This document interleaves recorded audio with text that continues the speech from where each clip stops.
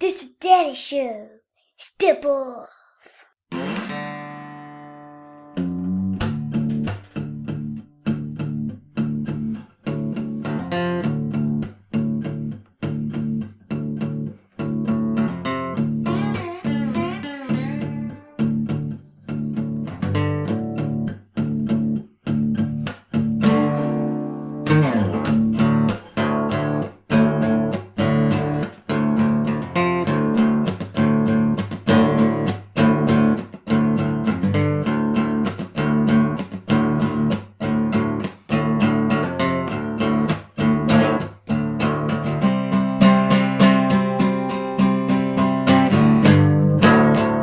Hey, what is up? Welcome to the program. Thank you for tuning in. Ladies and gentlemen, my name is Tom Clark, and you are listening to Tom Clark's Main Event. This is episode number 4 of the podcast here. For those of you out there that have listened to the first 3 episodes, downloaded, subscribed, and all that good stuff, I have to extend once again a customary laurel and a hearty handshake.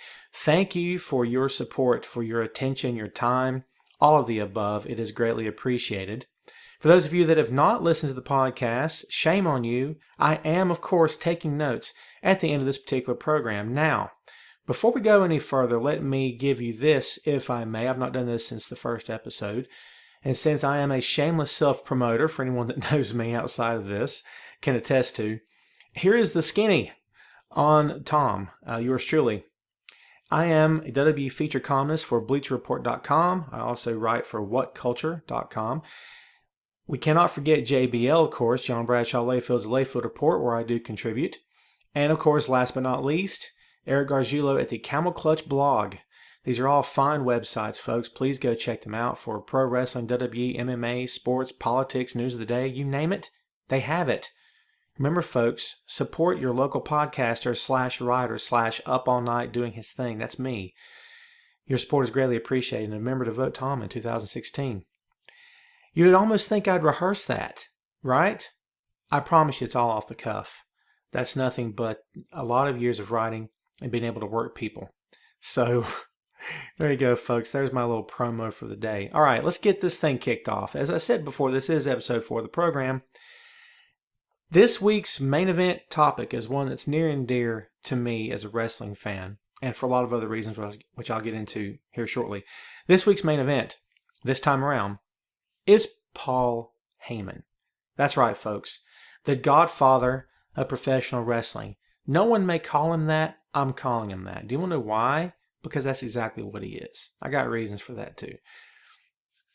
There have been moments in the past, and I've been guilty of it as well, when I will read a piece written by writer number X or whoever he is, and I refer to that particular column as a praise piece. Okay?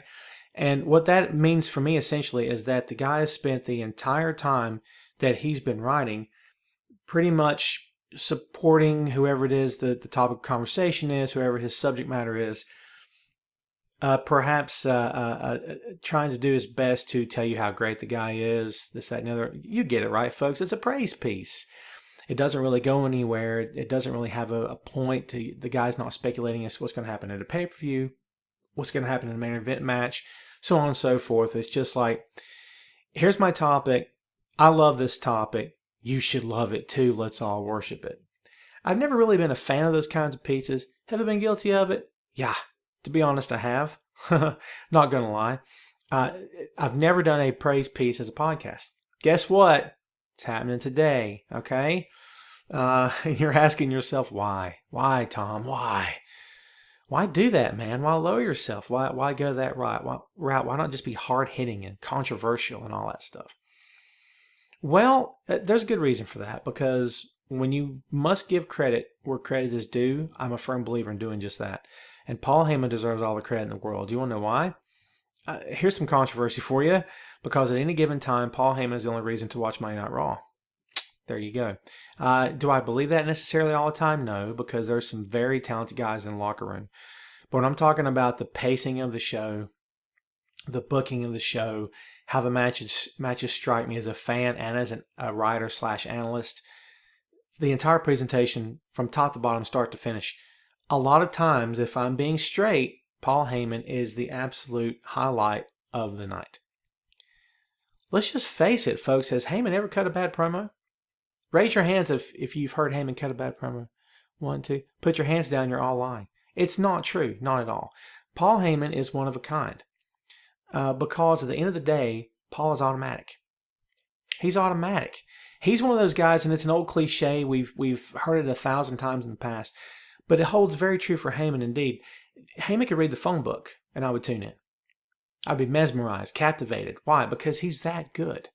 He is the godfather of WWE. Now, let's go back to that initial comment. Why do I say that?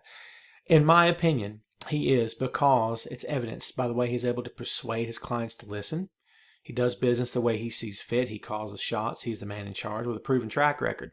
You're crazy not to listen to him, which is sort of where he was coming from on the CM Punk deal, where he was trying to convince Punk to listen to him. Punk decided not to, so Punk gets destroyed by Brock Lesnar. It's all storyline, of course, but going back to where Paul's mindset is as a character, yeah, he knows best.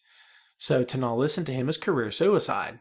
Okay? If he wanted to take it a step further, he wanted to really get nasty about it, he could actually come out and get some serious heat with the crowd, no matter where he's at. Try Chicago. Hello. But come out and say something like, you know what? If Punk had listened to me, he'd still be here. Is that awesome? Can you imagine? But that's the scope of what his character does, folks. The question's been posed in recent years. It's been posed before, let's be straight. But it's been posed very, very recently, of course. Is Paul Heyman the single greatest manager of all time? That's a big one. Okay? You're talking about a lot of years, a lot of talented guys, mouthpieces, spokesmen, a lot of guys at ringside who were very good at what they did. Some of the best that you've ever seen. I have my personal favorites through the years, growing up as a kid, watching the business, and after. It's very hard to say. Is Heyman the greatest manager of all time? We're like 5 minutes into the program. I'm hitting you with that. But think about it. It has to be asked. It has to be. Okay? And it's not, pro wrestling is a tough deal, man, because pro wrestling is not one of those sports where trophies are won or lost based upon true athletic competition. We're all aware of this. We all know how the game's played. So for anyone to say that Paul Heyman is the greatest manager of all time, it's not exactly crowning Phil Jackson Coach of the Year. Do you know what I'm saying? Where you've got championship rings to back it up. You've got X number of wins in a row to back it up. You've got playoff wins to back it up. Heyman doesn't really have that stuff. He does kayfabe, all right? He does storyline mode, of course. His character, the whole nine. That much is true, all right? No doubt about it. But look at it from this perspective. We're not just talking about the character. We're talking about the man behind the character. He's so good. How many times have you seen a potentially great character, but the guy portraying the character could not get it done? Think about that. Let that sink in for a moment. Potentially great character that should have been over. The guy playing the part just couldn't do it. He didn't have it. Okay? So we're talking about Paul Heyman, who's very capable. He's very believing. He's very believable. He's very convincing. When the guy speaks, you cannot help but listen. It is impossible. Don't even try. The guy's just mesmerizing. Okay? Now, is that a praise piece? How's that for you? Call a spade, man. Just be straight about it. You can't lie. Even if you hate the guy, and I've spoken to people who actually hate him, like outside the ring, actually hate him. And I'm like, okay, or I guess I see what your point is, whatever, but put it to you this way, and this might be a huge comparison for a lot of you, but people hate John Cena. I've got my criticisms of John Cena because I think they're well deserved, and he's earned a lot of them. Okay, but despite all of that other stuff that's ever said about John, and you know the usual story, I'm not going to get into it here. That's another topic for another time. I have to give John credit because at the end of the day, he is the one carrying the burden. He's the one carrying the company, and he's done fantastic. Why? Because he hasn't buckled. He hasn't turned on anyone that we know of. He doesn't rant online. He conducts himself in a very professional manner. When he could spout off the mouth anytime he wanted to, okay, like Batista would go and say whatever it was he said when they brought him back this most recent time. All due respect to Batista, just trying to make a point. But John's never done that, okay? Number one, he knows he can't, all right? But number two, that's not how he is. He knows better, okay? He knows what environment he's in. He knows the spotlight he's under. He's not going to be stupid and say anything that would get him in hot water or that would make him look bad. Let's be smart, folks. None of us would want to, right? None of us want to do that, no matter what walk of life you're from, no matter what line of work you're in. So I can say to you for sure that I have respect for John. Do I like everything he does? No, I don't. But I have respect for who he is and what he does in his role. The same has to be said for Heyman. You don't like him? Fine. You can't deny that the guy is automatic. Everything he does, man, from start to finish, is just top notch. The guy is amazing on the mic. The case can be made for Heyman being the top manager of all time, certainly in WWE. Let me just go ahead and say this, and I'm going to upset some people. All right, so get ready. Brace yourself. All right. He's the greatest manager WWE's ever seen. By far, period. By far. Now, I know what you're saying, Tom. Brother, what about it? What about Heenan, man? What about the brain? Let me throw this out there at you, and please no hate mail. I don't like hate mail. Let's all be adults. No sense in acting immature. It's ridiculous. I had a comment post on the website I write for the other day. I would read it to you. I can't even make heads or tails of it. I was called kid a few times or something. I'm 41, so I'll take that as a compliment, but no hate mail here. As it pertains to Bobby Heenan, and get ready to lose your collective breaths, I don't consider Heenan the greatest manager of all time. Not in my book. Why? Number one, yes, before anyone says anything, yes, I do respect him. Let's get that out in the open. Yes, I do understand that a lot of the talent respects him, that he worked an entire lifetime in the business, that he deserves all the accolades that are due to him, and he does. I would never be the guy to say, well, shouldn't have Hall of Fame, shouldn't. Come on, man. Who am I to say that stuff? He meant a lot. It means a lot to a lot of people inside and outside the business. Heenan was very entertaining, very comical, very funny. Now, having said all of that, here's Tom's take, okay? Tom's take of this particular main event is this. While I respect Bobby Heenan as a performer, I didn't care for the character. I've said it. Here's the thing. I'm not opposed to comedy and pro wrestling. In fact, it was the first episode that I did for the show here was comedy and pro wrestling. I don't object to it. Please don't misunderstand me here. I like it in small doses. I like it when it fits, when the timing is perfect. I'm all about it. Heenan was comedy all the time. Okay? Now, what's wrong with that? Here's the kicker. This is the best part. Here's the kicker for you. Get ready, okay? There's nothing really wrong with it. There's nothing wrong with it, man. If that's your bag, it's your bag. It's cool. It's whatever. I can't say, well, Heyman's comedy, Heenan's comedy should keep him out of the Hall of Fame. What? Or Heenan's comedy doesn't rank him among the best. I'm not suggesting that. Can I just be honest? It's not my cup of tea with Heenan. Mad respect for him. I do. Nothing personal intended here. But when I think of pro wrestling managers, when I think of that guiding force behind a man's career, storyline-wise, I'm thinking Precious Paul Ellering. I'm thinking James J. Dillon. I'm thinking Gary Hart. Now, you're asking, Tom, are you down south by any chance? Yes, I am down south. How did you know? Right. So, am I biased? Okay, fine, I'm biased. But I will tell you that, again, I have all the respect in the world for Heenan, for what he did in the business, for the business. I got it, okay? Just a little bit too much comic relief from me. Can I just say that and move on? When I think pro wrestling manager, that's what I'm thinking. I'm thinking JJ. I'm thinking Gary Hart.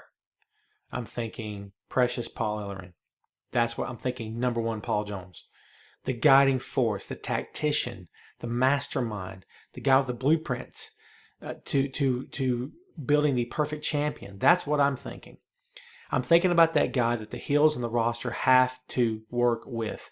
Not someone they end up getting paired with, but because behind the scenes, the heel is like, listen, you got to put me with Paul Jones, man. He can do something for me. See, he's not only a mouthpiece, but he's got credibility, he's got respect.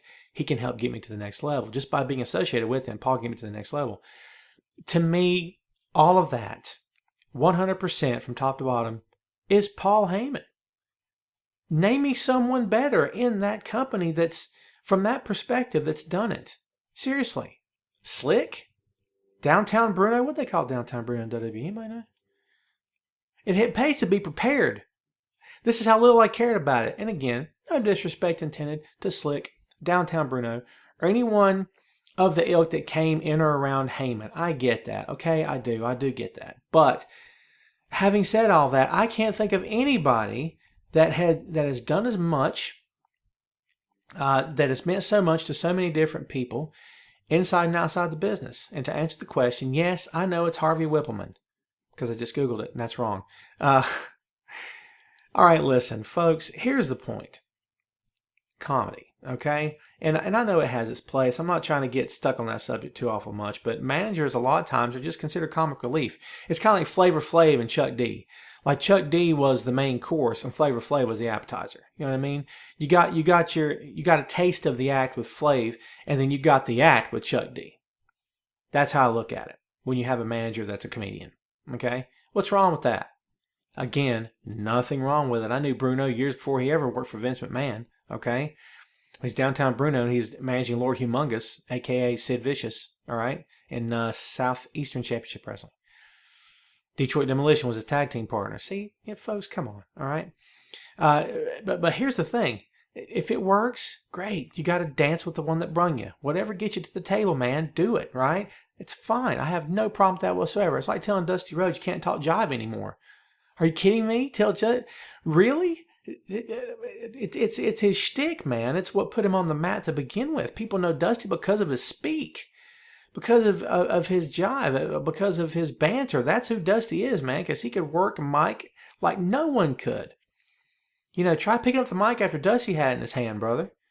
All right? You burn your fingers off your hand. That's how good he was, okay? That's what I'm talking about. Don't screw with what got you to the dance. Don't interrupt that. Don't change it. Okay? I'm not suggesting that Slick should have changed his presentation or that Heyman should have changed. No, it was working for him. It's a matter of personal taste. I like my pro wrestling managers a little bit more straight-laced. Okay? A little bit more playing a little bit closer to the cuff. A little bit more, I don't know if professional is the right word. A little bit more intense, a little bit more serious. Heyman's that guy. Can Heyman do comedy? You better believe it. Those facial expressions of his, priceless. Heyman knows how to do comedy. He can do everything, okay? But to me, Paul Heyman is the epitome of a pro wrestling manager. I can't put it into better verbiage than that. He is by far the best that company's ever seen. The question is he the best that the business has ever seen? Whenever I read top 10 lists, or I'm asked to write top 10 lists, slideshow presentations about the best of all time, best Eve of all time, best ring announcer of all time, yada, yada, yada, yada. You know, from one end to the other of the spectrum, you know, it's tough. You want to know why? Because pro wrestling's been around for a long time, okay? It's extremely hard for me as a fan and as a writer to sit back and say, this man was the greatest of all time. I can in a lot of respects. I can tell you for sure, Ric Flair's the greatest of all time. Okay? That's it. Hush. Everyone hush. Just hush. Ric Flair's greatest of all time. Anyone says Hulk Hogan to me, I'm going to find you and I'm going to take away your subscription. I'm not going to do that. You still need to listen to the program and all support I can get. But I'm going to give you a dirty look, okay? So no one say Hogan to me. The greatest of all time. Ric Flair, bar none. Now, everything else, okay, I got a second one for you. Greatest tag team of all time, Legion of Doom. Oh, baby, I can't wait for that podcast. That's going to be a good one. That could be episode number 5 if I'm being straight with you. Ha! So there you go, brother. Spoiler alert. But manager's a little bit tougher.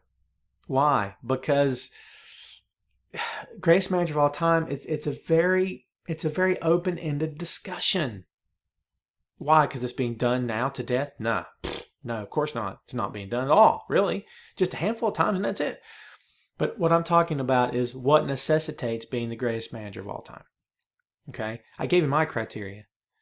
Being well-rounded, being intense, professional, / comedy. Here's the thing. Manager's not in the ring. 99% of the time, he's not an active wrestler, okay? So what's his biggest contribution? The mic. That's it. If you have a manager that can't talk, you should not have a manager. Kick that guy out. Whatever silly promoter put him in front of a crowd and called him a manager should probably not be promoting anymore, okay?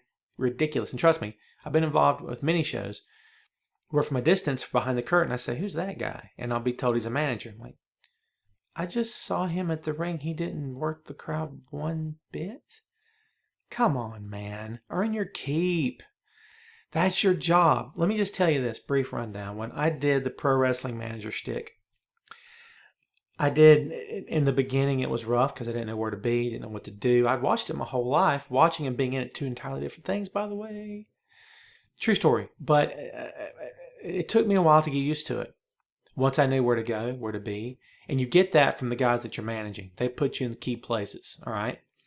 Once I got the hang of it, I loved it. And I tried to contribute as much as possible. I like to get involved because that's my job. The guy in the ring is the one putting his life on the line. I'm just there for the sideshow. I'm there to make him look good.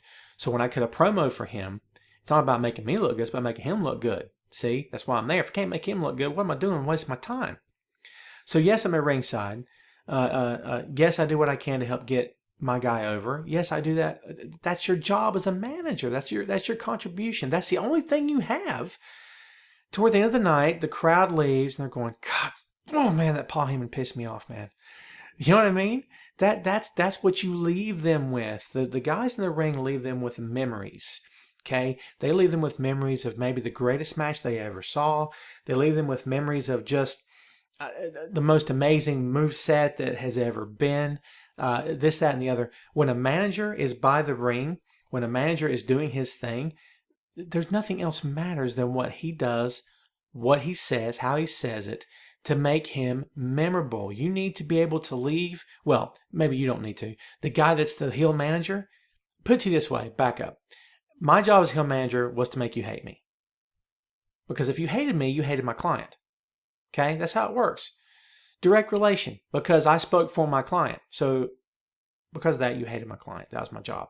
If you hated me, then I did my job properly. And I couldn't wait to hear the hate that came out later.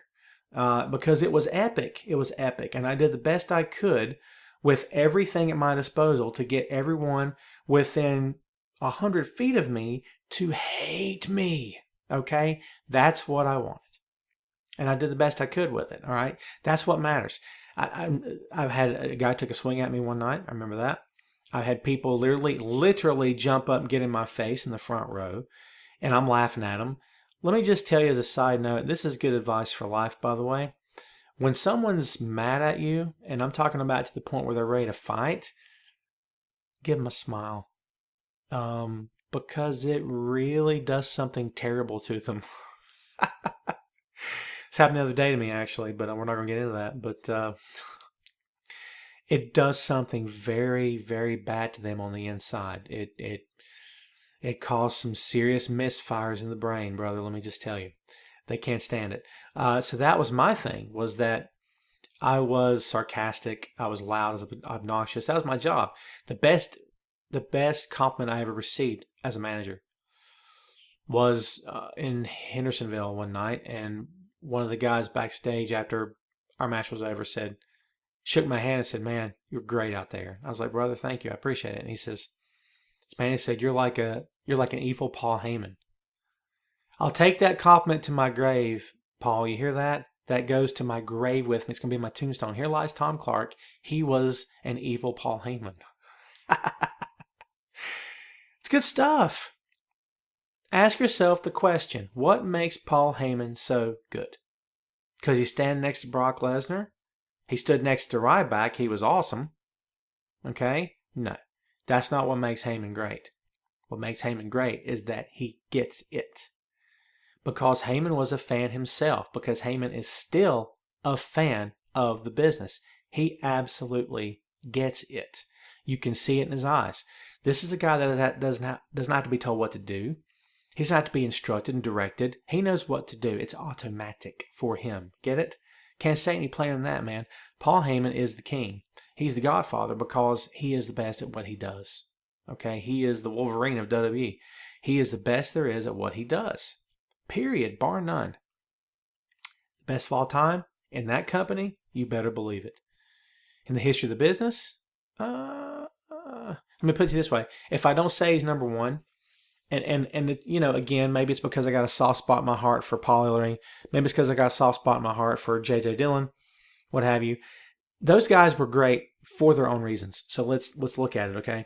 J.J. Dillon was great because J.J. looked the part. J.J. looked like an executive.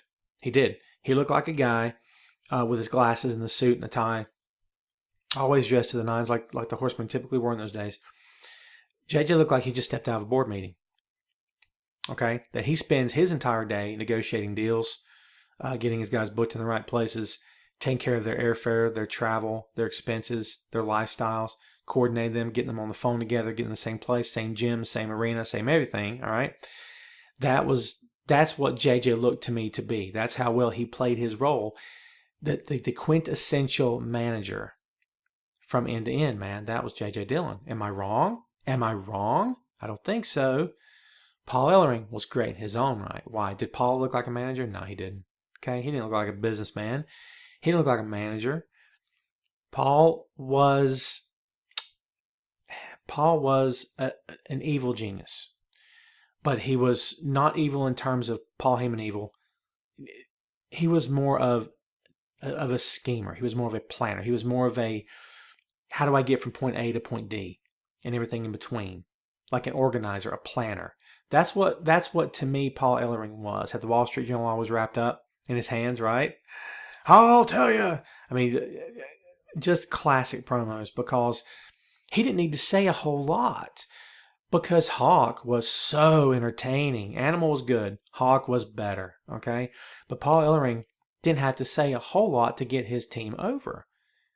Let's just face it, when you saw on the booking sheet it was Hawk and Animal, they're over. Just imagine. Imagine you're in the business and you're trying to make a name for yourself, and all they need to see is your name and you're over. Just like that. Can you get that? Really? That's big stuff, man. Hawk and Animal were over all day, every day, because of who they were. Look at them. Did Paul Ellering need to say much? No.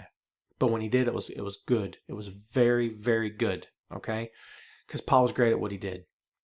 Was Paul Ellering the greatest manager of all time? Because he legit did take care of Hawk and Animal behind the scenes. He not only played the manager role, he was the manager in a lot of respects. He really was. Okay? And he deserves props for that. He deserves a nod for that. Paul Ellering, great in his own way. Does that make him the best of all time? You see what I'm getting at here, folks? Everyone had their own skill set as a manager. Gary Hart, probably the most underestimated, the most overlooked pro wrestling manager in the history of the business. Not by guys like me, by old timers, okay? Because I grew up watching Gary Hart, and I was impressed from day one. Scared to death, to be honest with you. Gary Hart and his later inclination. The bald Gary Hart with the suit, the very well spoken, very articulate, just kill you with his words, man. He's a verbal assassin. I mean, he was Bray Wyatt without all of the hero worship rhetoric. You see what I'm saying? Long before Bray came along, Gary Hart had that spiel, man. He was very good. Gary Hart didn't look like he just came from business. All right, put it this way. Gary Hart looked like he came from business meeting as well, except his business meeting was with the devil. You know what I mean? Been hanging out with the Lord of Darkness. I can't really do Gary. It's a work in progress. Here's the point. Gary looked the part. Gary sounded the part. Gary was, for all intents and purposes, probably the greatest manager of his era in the territory days. It'd be hard pressed to find one that was even any better. It's an argument. I get it. It's always debate.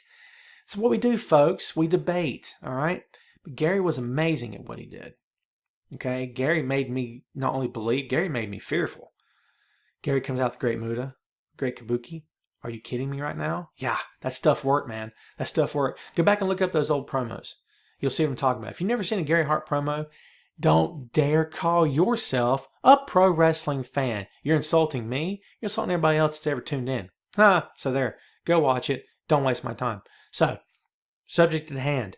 Again, each and every manager, and we've just mentioned a few, right? There's hundreds of managers out there, man. Paul Bearer. Paul had a job to do. Get over a 7-foot walking zombie with red hair that was just in WCW as a skyscraper. Go nowhere, do nothing fast. Here he is, Paul. Get him over. Percy Pringle / Paul Bear. Was he great? Absolutely. Absolutely. Can the case be made for him to be the greatest manager of all time? Sure. I'm not above that. Here's the thing, man. Again, it's all debate. It's all where you go with it in your head. It's all what you think about it personally. Paul Bearer was very good at what he did. All due respect, God rest his soul. Paul Bearer was very good at what he did, but I knew Paul when he was Percy Pringle. You know what I mean? I knew it from World Class Championship Wrestling. He was a character. He's funny. Comic relief. Had a lot of the Bobby Heenan shtick where he was, he kind of became an attraction in and of himself. You couldn't wait to see him get pounded into submission. And again, look back to Heenan for just a sec here. That's one of the things about Heenan that made him so good. Great. I'll say great. He was. That made Heenan so great. People couldn't wait to see him get killed. Right? It's true, man. You can't wait to see Heenan get it handed to him because he just infuriated you. Oh, my God, I hate that guy. He did his job. He did his job. Again, I'm not debating the greatness of Bobby Heenan. Don't get me wrong. Some of you are still fuming over that one. I know. I hear you from here. Don't do it. A lot of that can be said about Percy. It's true. Percy, people just wanted to see him get mauled because he was so infuriating. Oh my God, he's so infuriating. You know what I mean? Just made you want to kill somebody, preferably him. Okay, so when a babyface got a hold of him, oh man, go back and watch those clips. It's like Steve Austin coming out back in the day. Oh my God, people pop like crazy because Pringle did his job. So yes, the case can be made for Paul Bearer getting over a 7-foot zombie. Okay, that never spoke. Let's don't forget, Taker said very little during those days. It was up to Paul Bearer to get him over. Makeup didn't get him over. The purple and the hat and the gravedigger outfit, that stuff didn't, are you kidding me? Put that on anybody. Put that same gear on the great Khali and see if he gets over. I can't say that straight face. Khali, I love you, brother. Don't give me that big chop to the head. You put that gear on anyone, and it probably would not work.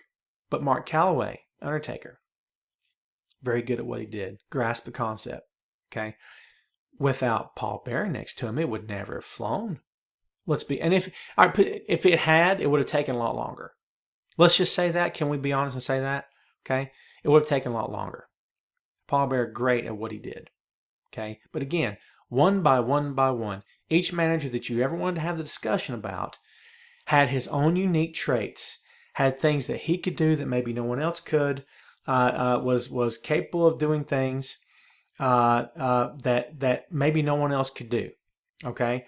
And each guy had, again, his own skill set, folks. Did you hear that? That was a sound of progress right there. It's a live recording. What do we do? Edit it out? You're getting the rough cut, folks. There's someone that didn't agree with the Heyman statement. They're throwing things at me. Calm down back there. Here's the point for me. Boil this thing all down to its lowest common denominator. Get it all out there for everyone to see, to debate, to argue about, and to get it out there. Here's Tom's perspective while you're talking amongst yourselves. Okay, for me, in my opinion, no one could do everything all at the same time as well as Paul Heyman. There you go. That's it. I got nothing more for you. Paul Heyman, greatest of all time. Do you want to know why? Because no one could do it like Paul could. To this day, no one can do it like he can. I got much love for Zeb Coulter. I do. I was a fan of Dutch Mantel back in the NWA days when he and Bobby Jagger were the Kansas Jayhawks. Okay? I had love for the guy then. You look through all the hair and and all the stuff, He and Jagger were a very good tag team. I was very impressed with those guys. From the moment they came in Jim Crockett Promotions, man, I was impressed with them. Okay? And I know that Dutch has one of the best minds of the business I've ever seen. One of the smartest guys you'll ever talk to about pro wrestling. Okay, he knows how it works. He knows how it's presented, how it's supposed to be presented. He knows the psychology of the business. He knows the whole nine. He's got it. Okay, I'm not disputing that I enjoy his work. I do. If I'm talking again, folks, about the entire package from start to finish, from top to bottom, then I'm talking about Paul Heyman.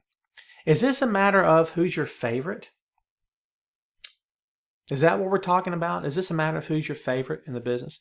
Is this a matter of who, you have to, a matter of who your favorite is in terms of who you enjoy seeing? Is it because you love to hate a guy that you enjoy his work? Is that what we're talking about? Well, I wanted to see Bobby Heenan get killed, so I enjoyed his work. It was fun. He was entertaining. Okay, cool. How do you judge it? Here's how you would judge it if pro wrestling were a true athletic, as Austin, right, would say, athletic sporting event, okay? Who's he managed that's went anywhere? Think about that, okay? Now, does that change the discussion for you? Heyman managed a lot of top talent. He did manage the WWE champion one time. Was it just one time, right, Andre? I can't think of anybody else. Well, DiBiase stole the belt or tried to buy it or something like that. But Andre was actually WWE champion, right? So yes, Heyman did manage WWE champion. And you may know this stat. If not, please allow me to share. Paul Heyman, on a number of 5 times, managed the WWE champion. Who are we talking about? Kurt Angle, Rob Van Dam, Big Show, CM Punk, and Brock Lesnar. Let that sink in. Is that your definition of what a great manager is? Is that your definition of greatest manager of all time? Is that your criteria? Because again, if you're talking about accomplishments, if you're talking about what this guy was allowed to do, the jobs he was given, the guys he was given to manage, is that what we're talking about? Because if you're talking about a track record in terms of championships, then Heyman wins hands down. 5 WWE champions, man. Are you kidding me right now? 5 WWE champions. That's a huge statement by the company to continually use Heyman to get the younger talent over, which he's done for years. Here's the anomaly. The exception to the rule, as it were. And I know you're thinking about it because I'm thinking about it too. Curtis Axel and Ryback. Right? It didn't work. Why didn't it work? Because Heyman couldn't do it? No. Who's listening right now? Whoever you are, guess what? You could get into a WWE ring right now, stand next to Paul Heyman. He would convince everyone in the audience that you could pin John Cena. That's how good he is. No joke. That's how good he can make you believe. That's the best part about him. And I said a lot of this in episode 3. I just want to believe. That's me, man. I'm that guy in the crowd. I know how it works. I know how the business works. I know how the matches are worked. I've been in the ring. I know all that stuff. I got it. But I'm that guy that despite all that just wants to believe. Okay? That's what I want. I believe in Heyman. Heyman speaks. There's nothing about anything Heyman's ever said that I don't buy. Heyman looks and sounds just like a pro wrestling manager should look and sound like. He is the real deal in more ways than one. He is the top dog. No one can do it like he can. No one. He's so respected by the fans, but yet he's booed out of the building. Why? Because he's so good at what he does. He's so good at what he does. That's the art. That's the performance art. And again, Michael Hayes said it best, that pro wrestling is the best performance art that this country's ever produced. It is an art form. For anyone out there that doesn't consider pro wrestling an art form, please turn this off. I don't need your support. Don't want it. Thank you.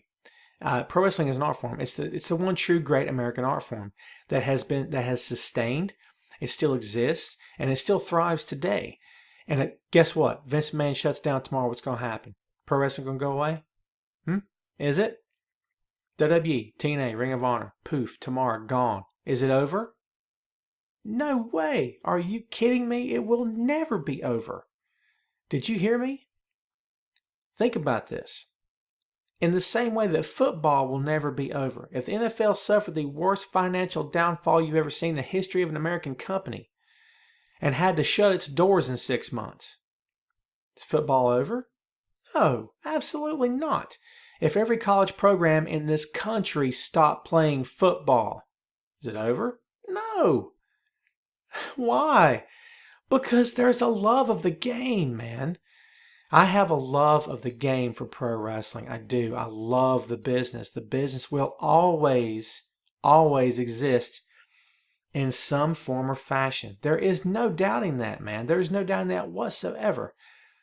Pro wrestling will always be around. Let's say that it only exists in National Guard armories. Don't turn your nose up at that, folks. I spent a lot of time in National Guard armories, Legion halls, fairgrounds, involved in pro wrestling events. Some of the best matches that I've seen to this day were ran in rings that were falling apart. The boards are slipping. It's dangerous to work in. And both guys in the ring are 17 years old. not really even in shape. But they go in there and go 100 miles an hour, and they turn in one of the best matches I've ever seen. Drama, action-packed, told a story. Amazing stuff. Don't turn your nose up at it. Pro wrestling will always exist. That will never change, okay? In some form or fashion, it will always be here. I mean, think about this. Why does it work? And this is a whole other topic, but real quick, just on side note, why does it work? Because the psychology of professional wrestling. The psychology of professional wrestling will always succeed because it's the psychology of human nature. It is good versus evil, the eternal struggle, right versus wrong. Should I do that or should I not do that? Does this make me a bad person or does this mean I win? It will never end because pro wrestling is the human conflict defined. It is. It's the internal struggle, internal, external struggles of the human being. That's our situation. That's pro wrestling. Laugh at it if you want. If you're a fan, you ain't laughing. Okay? You ain't laughing because you know I'm right. You just never had anybody put it to you in those terms before. That's how serious it is, folks. Told you I was a super fan. What? That's the truth. And no one can grasp or has grasped the level of psychology, of intensity, professionalism, ability to do what he does in his role like Paul Heyman. Bar none. For me, again, it's all subjective. It's whatever you're into, folks. Establish your own criteria. From top to bottom, as far as being a well-rounded manager, he's the greatest of all time. He's very good. He's beyond good. He's beyond words now. He cuts a promo, and it's not even to sit back and talk about how great a Paul Heyman promo is. What are you doing that for? He's going to cut the next best one you've ever heard next week. You see what I'm saying? It's automatic. It's a breath of fresh air on a program that often, too often, is stale.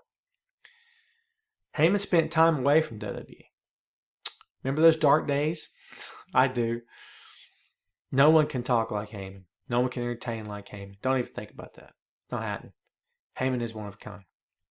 Okay? And as long as he is in the fold, WWE is a product that's worth watching.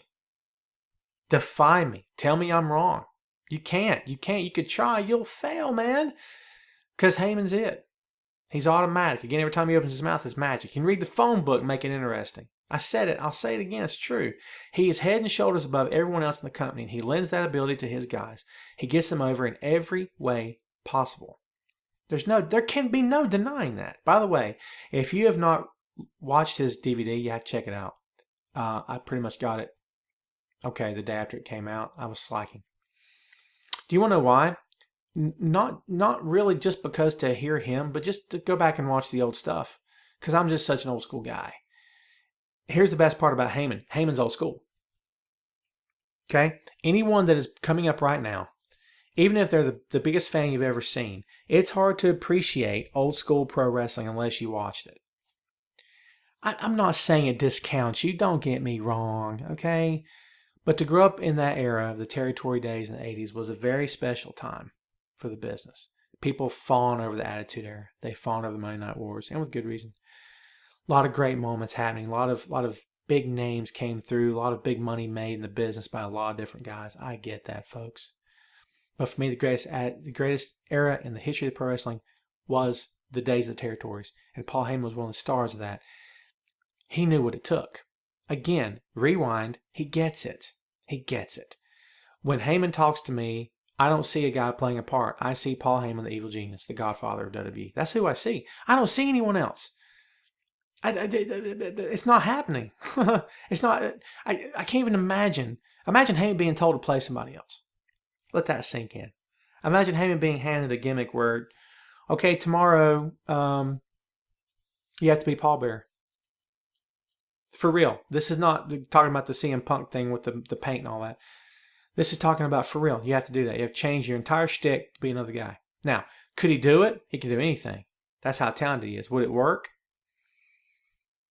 Interesting question. Heyman is very good at what he does because he's the best at what he does. Okay? But Heyman is allowed to speak. He is allowed to essentially be himself because there is no other way to conduct Paul Heyman. To put a muzzle on Paul Heyman is like to put a muzzle on CM Punk. Good luck.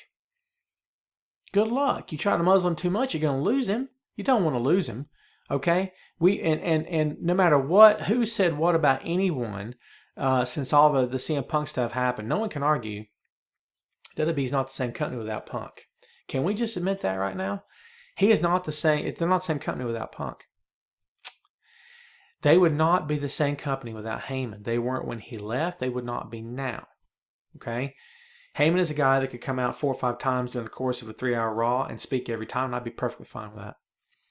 Because he can't get old. It doesn't get old to me. His delivery is perfect. It's spot on. He makes you believe, folks. That's what we're talking about here, in essence. Is he makes you believe. He's believable. He's entertaining. He's always right there on the money with everything he has to say. He can convince you of anything, okay? Paul Heyman can take a crowd through the whole gamut of emotions. He can make them hate him with the opening note, make them fall in love with him during the middle, and make him hate him at the end. It's like a relationship with a girl. Am I wrong, guys? Am I wrong? Up and down, all the time, right? It's the same deal. Heyman is very capable of that because he gets your emotions involved. Much like Punk, Heyman can speak and you feel it, man.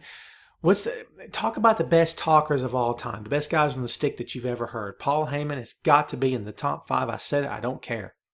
A lot of great talkers out there. Dusty Rhodes, number 1 for me. Dusty Rhodes, Ric Flair, Roddy Piper, Jake Snake Roberts, CM Punk. I'm sorry, he is. Jesse the Body Ventura, can you throw him in there? He was very, very good. Think about that. Superstar Billy Graham. Yes, excellent at what he did. Okay? A lot of great talkers out there. Guys that made you believe. Arn Anderson. Hello, Double A. You going to leave Arn Anderson out? Of course not. The Enforcer. A lot of guys made you believe. When you came away from their promo, man, you either wanted to kill somebody or you wanted to go fight yourself. You wanted to do something. You couldn't sit still. Heyman is one of the few guys in that company right now that has that effect on me, if I'm being straight. When he's done talking, I have to get up. I'm not going to get some coffee or something. I can't sit here. You know what I'm saying? I just get fired up. He's that good. When he and Punk were working each other, it was amazing. They were involved in that storyline.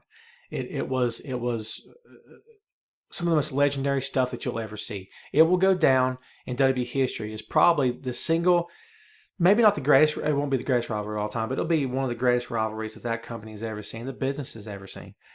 It was amazing from top to bottom. Why? Because Punk and Heyman were very committed to what they were doing. Extremely committed to it. Okay? And because Heyman is so convincing, because Punk is so extremely good at what he does, Heyman makes you believe. Heyman makes you believe in everything. And that's what he does. He does it every time he's on the air. That's what makes him the best, folks. He never has an off day. Think about that. Never has an off day. Ever. Again, folks, back to the beginning of the program here. Have you ever heard a bad Paul Heyman promo? The answer is no. I'm going to answer it for you. It's not. It doesn't exist, man. It doesn't exist. If it does, I defy. It's like the Holy Grail. No, the Holy Grail. Finally, the Holy Grail can be cool. It's like Bigfoot. You've heard it exists. Actually, I've never heard it. That's it. Bad Paul Heyman promo just does not exist. Get that out of your head. Doesn't happen. That's how good he is.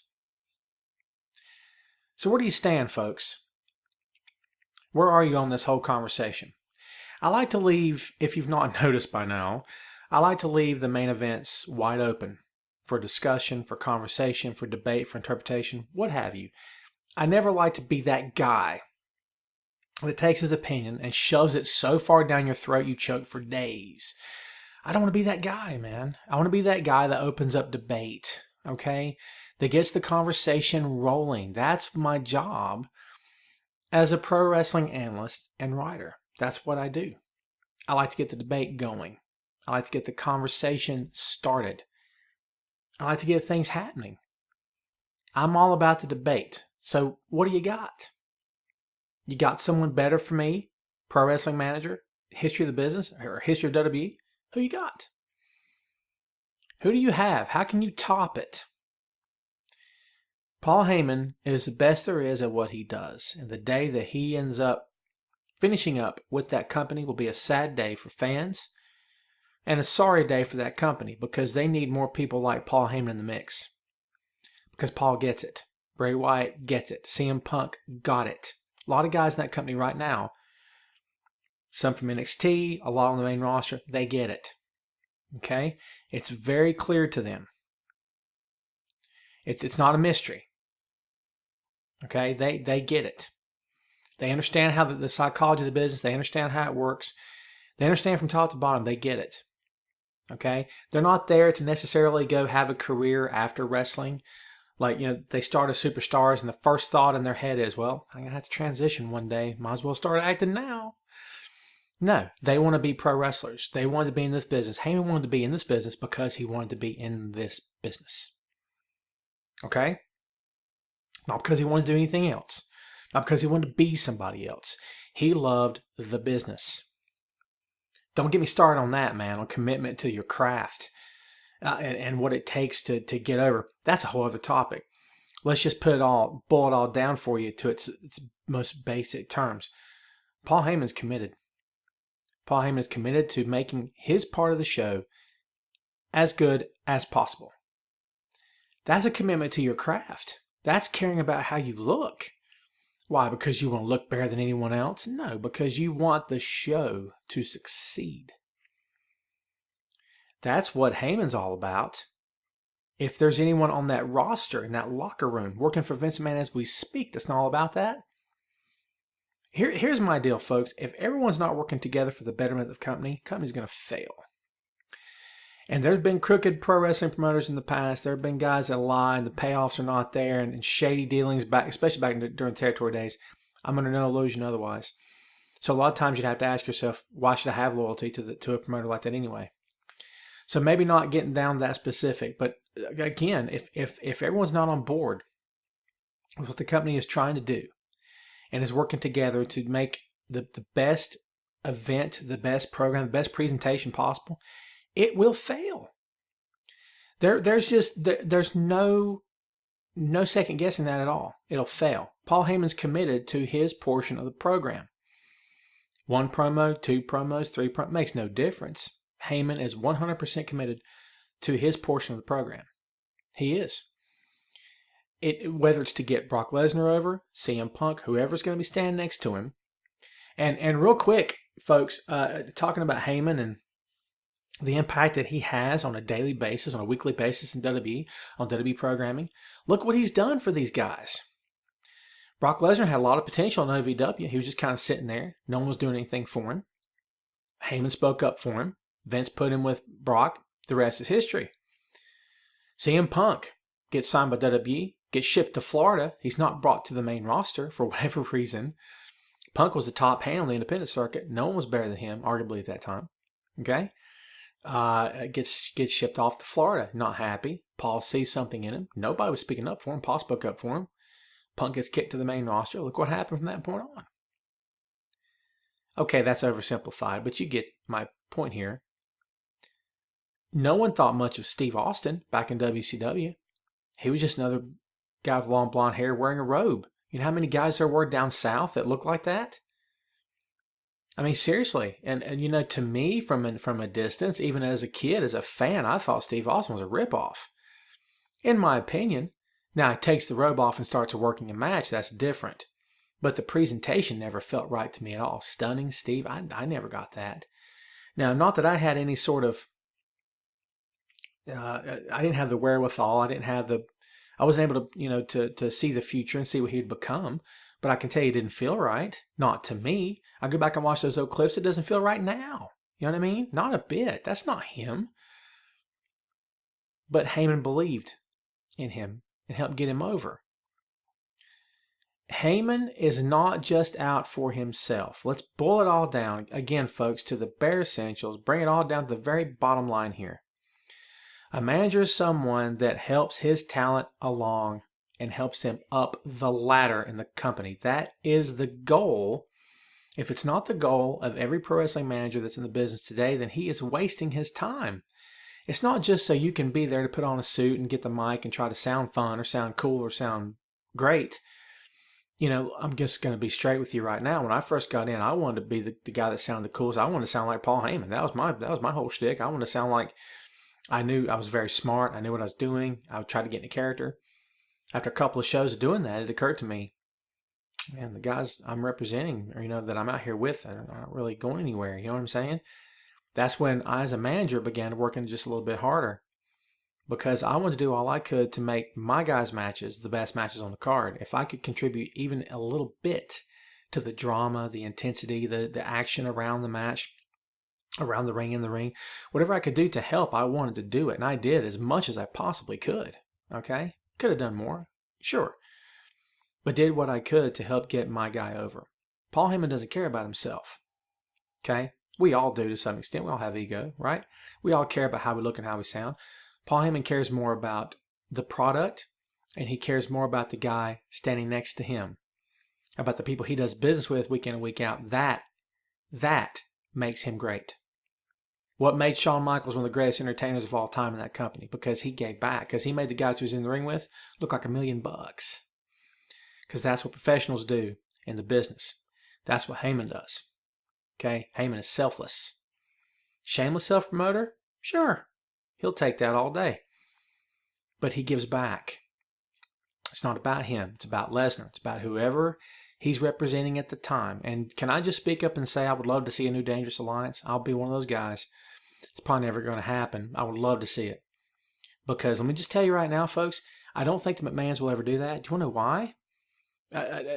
He was probably never at his hottest that he was with Punk and against Punk. The reason they didn't do it then is the same reason they won't do it now. They don't want Heyman to have too much control.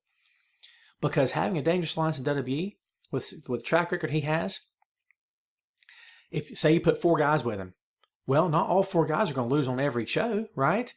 Which means Heyman's going to be at the ringside 4 times, 4 different matches, every single show. At the most, right? And not all 4 guys are going to lose all the time, which means that stable's going to start getting bigger. They're going to start getting strong. They're going to get over like crazy. Next thing you know, Heyman's making it his mission to out-pop everyone on the card.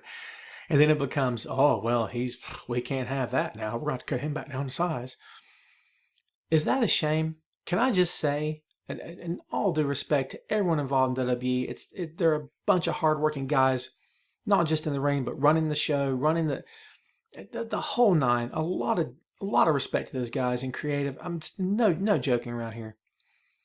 But it's a sorry state of affairs when a guy that's as talented as Paul Heyman is maybe not held down, but kind of held in his spot because people are afraid of what will happen if he gets too big.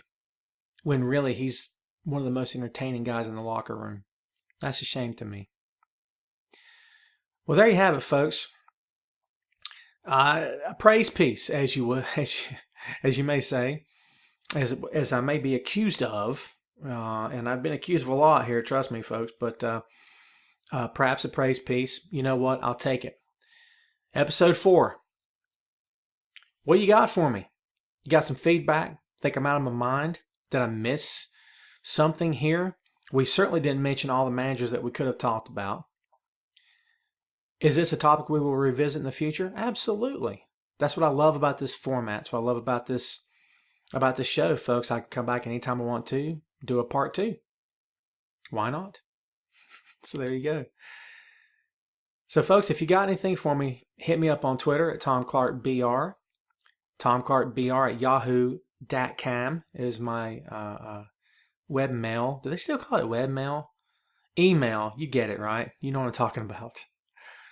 And please don't forget to check out my stuff, Bleacher Report, What Culture, Layfield Report, and of course, Camel Clutch Blog. Folks, this has been the main event. This was episode 4. Paul Heyman was the subject for today.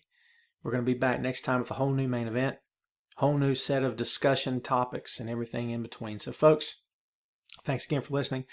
We do appreciate your support. This has been Tom Clark's Main Event.